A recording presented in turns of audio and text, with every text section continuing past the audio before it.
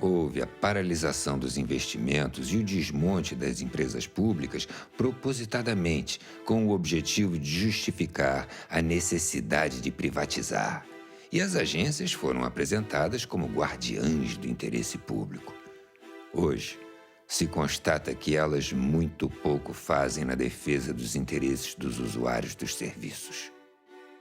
Elas foram pensadas justamente para trazer ali uma certa independência, para poder agir de forma independente, mas o que se vê é a captura dessas agências. Hoje, elas são capturadas, elas têm ali o comando do próprio governo e, portanto, elas não são independentes e não podem fazer um trabalho que pudesse realmente equilibrar o mercado. As agências reguladoras foram pensadas para permitir o capital vir para os países como o Brasil.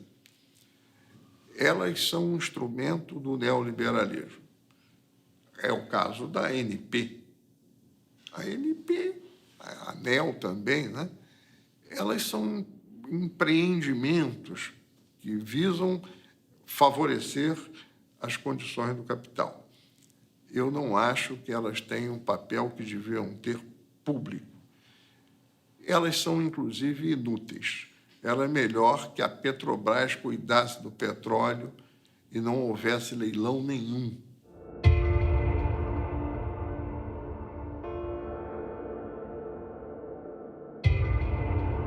A privatização não ocorreu apenas pela venda do patrimônio material do Estado. A lógica privatista fez dos serviços públicos uma riqueza a ser privatizada. As pessoas, quando têm um filho doente, elas estão mais ou menos dispostas a pagar a qualquer coisa, raspa a gaveta e consegue. Então, quando você privatiza esse tipo de serviços e torna eles com objetivo lucrativo, você deforma todo o processo. Na saúde, tinha 2 projetos, para mim, em disputa. O projeto da reforma sanitária, construído nos anos 80, que está colocado, de uma certa forma, apesar de algumas mudanças já, na Constituição de 88 e na lei orgânica, nas leis orgânicas, e o projeto privatista. E o projeto privatista torna-se hegemônico. Em 2 anos, foram fechados 11 mil leitos públicos e criados 8 mil e poucos leitos privados. A implementação do SUS foi muito incipiente, o subfinanciamento, a não realização de concurso público, a precarização do trabalho, a terceirização, enfim, o abandono da bandeira da reforma sanitária. Uma mentira do tamanho de um elefante. Com a desestatização, o Estado vai investir pesado em saúde, educação, habitação, saneamento e segurança. Lembre-se, cidadão, no processo de privatização dos anos 90, eles te prometeram que o dinheiro seria investido em saúde e educação. Olha o que aconteceu. Hoje, o Brasil está entre os piores índices em saúde e educação, na maioria dos rankings internacionais. As políticas que ainda mantêm o núcleo do público, estatal, etc., como o Sistema Único de Saúde, por exemplo, o sistema educacional, por exemplo, são núcleos importantes, eles foram varridos de alguma forma, foram atravessados de alguma forma pelo setor privado, né? Eu cito um exemplo que tem a ver com os anos 90, neoliberalismo e privatização, um negócio chamado organizações sociais. Organizações sociais são recomendações do Banco Mundial, no documento de 1993, e que foram aplicadas no Brasil em 1997. O que é uma organização social? É uma organização privada, tá certo? Que recebe dinheiro público. Ela não precisa fazer concurso público, não precisa fazer licitação, não precisa fazer nada, certo? E isso, hoje em dia, a gestão da saúde, da assistência social, da cultura, está atravessada por essas organizações sociais. Então, te dou um exemplo. O Sistema Único de Saúde tem 1 milhão de funcionários, 70% dos funcionários são ou terceirizados ou fazem parte de organizações desse tipo. Eu pergunto, é possível você ter uma gestão pública eficiente se 70% dos funcionários são privados? A Organização Mundial do Comércio apontou no ano de 2000 o setor da educação como o setor mais lucrativo para quem quisesse ter retorno rápido. E daí em diante nós tivemos sim ali um processo brutal de privatização. As matrículas no ano 2013, por exemplo, no ensino superior, especialmente no ensino superior, né? Mas não só. As matrículas, 90% praticamente num ano foram no setor privado.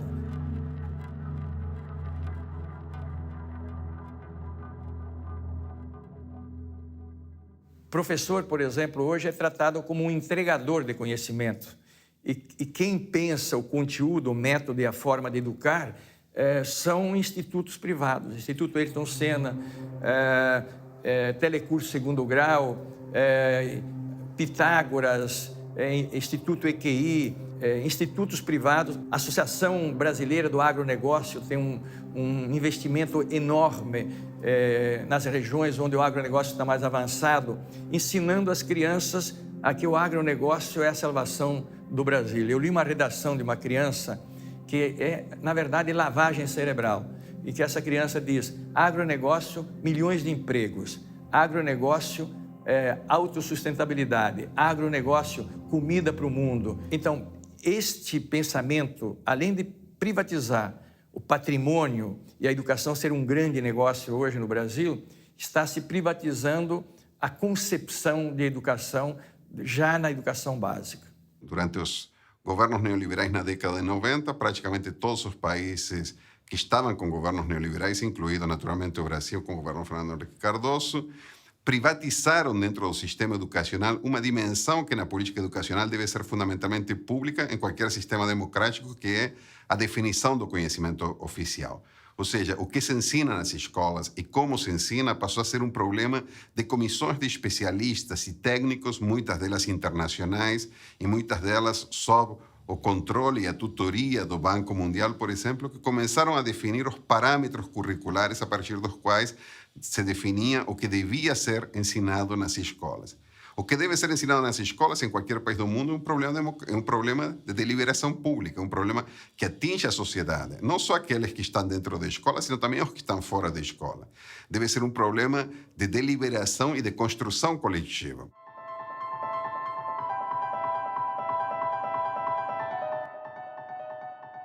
É fundamental para qualquer povo que quiser caminhar com suas próprias pernas, é que tenha o controle da sua cabeça. O controle da cabeça é o conhecimento. Seja o conhecimento universal, aplicado à libertação do ser humano, seja o conhecimento tecnológico, ou seja, como fazer mercadorias de forma mais rápida e mais barata para que todo o povo tenha acesso. Então, o Estado tem que fazer pesados investimentos com dinheiro público. Ou seja, é como se o Estado dissesse assim: ó, povo brasileiro, vou pegar R$100 de cada um, vocês não tomem em conta, mas esses R$100 eu vou aplicar em pesquisa, em doutor, em escola, em universidade, em laboratório, em supercomputadores, que é para nós pesquisar modos de construir novas mercadorias que a médio prazo vai voltar para você como benefício, em ser coisas mais baratas, em ser coisas que possa universalizar o acesso a toda a população. Tem coisa mais estúpida no Brasil do que nós termos ainda 14 milhões de brasileiros que não sabem ler e escrever? Que hoje tem tecnologia para você, em 65 aulas, aprender a ler e escrever. Por que a empresa privada não aplica? Porque não dá lucro.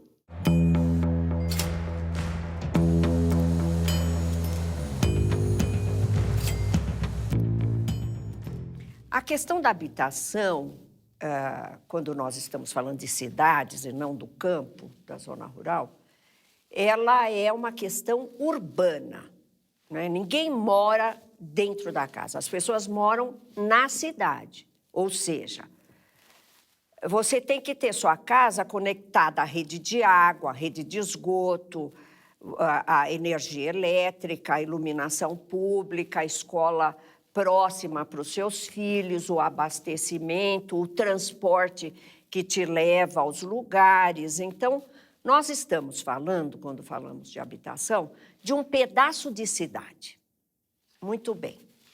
E esse pedaço de cidade tem preço. O preço, ele não se deve propriamente à unidade de habitação, ele se deve muito mais à localização. Então, o negócio da cidade é esse. O negócio da cidade é o preço da localização. E isso que a gente dá o nome de renda imobiliária é disputado, é uma luta surda pela disputa de rendas imobiliárias na cidade. Os pobres, eles são excluídos dessa disputa. Quando o dinheiro aparece, os capitais tomam conta da cidade. Como disse o David Harvey, follow the money. Eles vêm aonde tem dinheiro e as cidades foram tomadas literalmente de assalto. Por obras absolutamente discutíveis.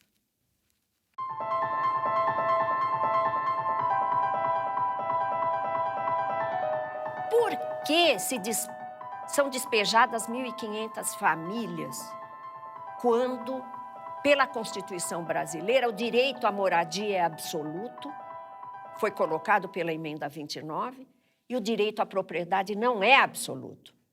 Ele é relativizado pela função social da propriedade. Por quê? Há uma conjugação entre capital imobiliário e capital de transporte, que, no caso de algumas cidades, é agravado pelo fato de que os transportes são um monopólio privado. Os transportes públicos, paradoxalmente, não são públicos, são privados, e, portanto, seguem a lógica da valorização do capital no setor de transporte. São raríssimas as experiências no mundo onde você tem transporte público de massa privatizado. A Argentina privatizou na década de 90 e reestatizou agora. A Margaret Thatcher, no auge dos anos 80, não privatizaram o sistema de manutenção do metrô, mas não privatizou o metrô de Londres. Aqui, nos anos 90, nós fomos além da Thatcher. Tá certo? Ou privatiza ou faz concessão. Né? Concessão para o setor privado. O setor privado quer lucro. Em alguma medida, isso tem a ver com o fato que, de 1994 até hoje, as tarifas de transporte urbano, por exemplo, em São Paulo, subiram o dobro da inflação. O passe livre é possível? É. Em determinadas condições, é possível. E ele é um dado de uma utopia muito importante. Muito, muito importante. Porque, como Milton Santos já falou, o jovem, ele vive um exílio na periferia. O que é o exílio na periferia? É o cara que não pode sair de lá, porque ele não tem transporte ou porque ele não tem dinheiro para o transporte, se o transporte existe. O que se espera de um jovem que mora num bairro onde ele não tem equipamento esportivo, cultural, artístico, e ele não tem mobilidade? Ele é exilado.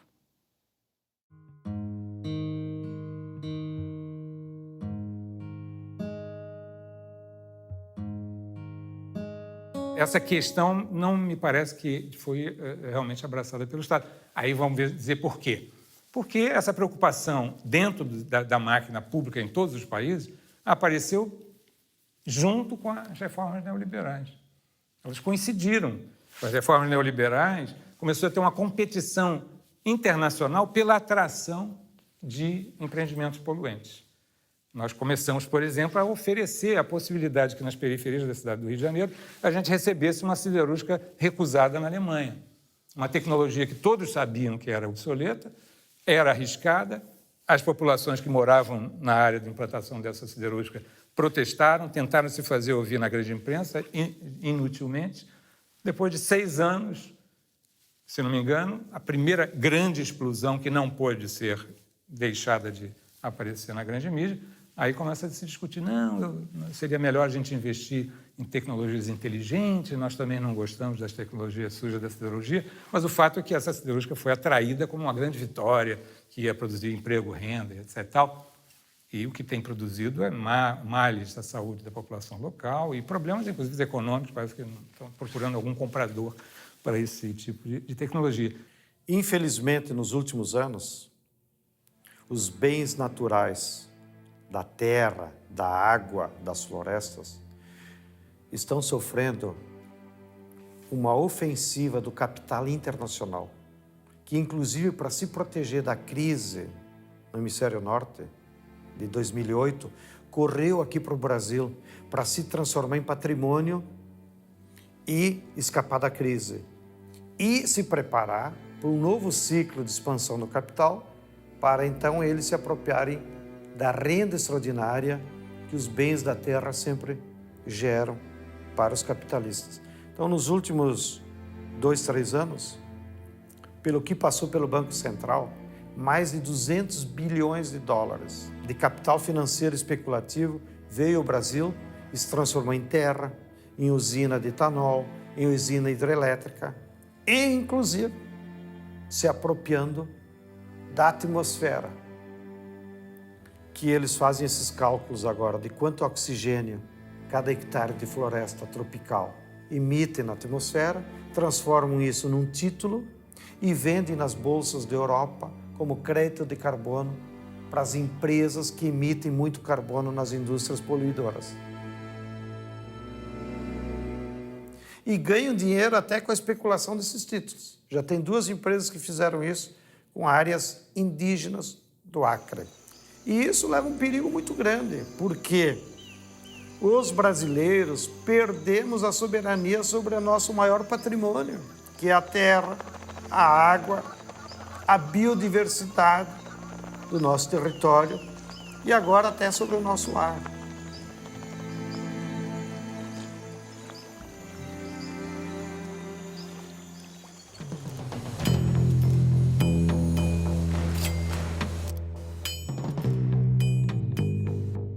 A defesa da economia nacional que o Lula fez só foi implementável que tinha esses bancos, pelo Banco do Brasil, pelo BNDES e pela Caixa Econômica.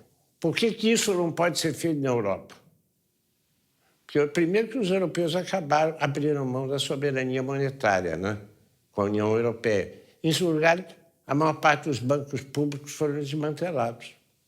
A Irlanda, para sair da crise, já renacionalizou, reestatizou seus bancos. O que aconteceu nas Américas nos anos 90 não era coisa de terceiro mundo. A crise se aprofundou em 2008 nos Estados Unidos.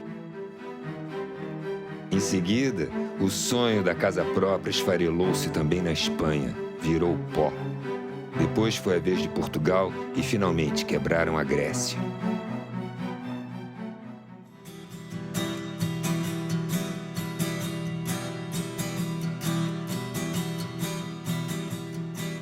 Então, a primeira coisa que eu diria a você, que me assusta muito, é a desconstrução da identidade brasileira.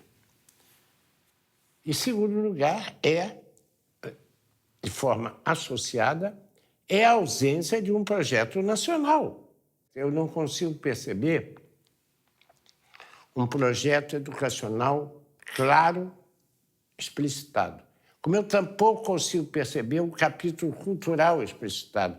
Como não há um capítulo industrial explicitado. Se você perguntar hoje por onde a industrialização brasileira pode prosseguir, saiu de pauta como tema de discussão.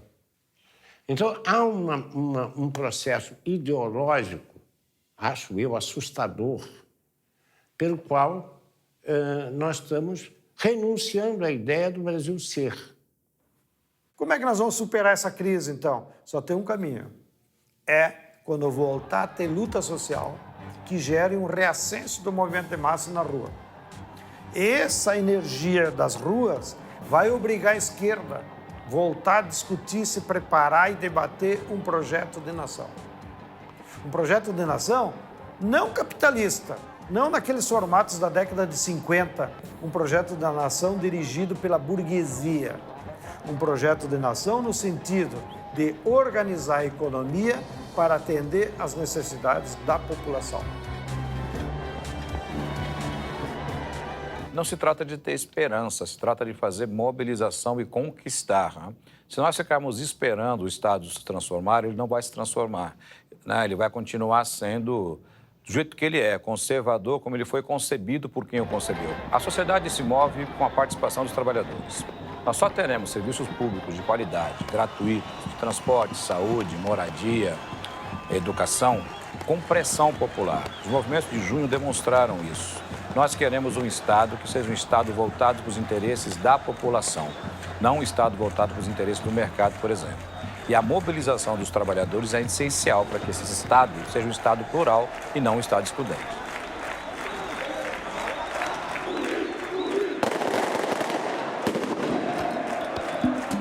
O processo de privatizações é apresentado à opinião pública como algo irreversível. As lutas populares, que em alguns casos foram extremamente sangrentas, já demonstraram que isso não é verdade. As privatizações selvagens foram revertidas, como por exemplo na Bolívia, com a privatização da água e do gás, e na Argentina, com a privatização do petróleo.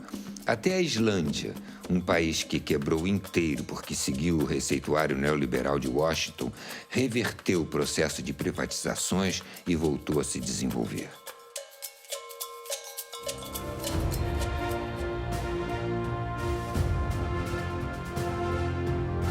Quando pensamos a história, nos voltamos para o futuro.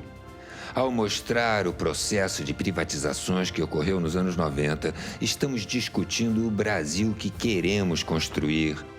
Um país livre e independente, que respeite o meio ambiente, as diversas culturas, os saberes ancestrais e todos os povos.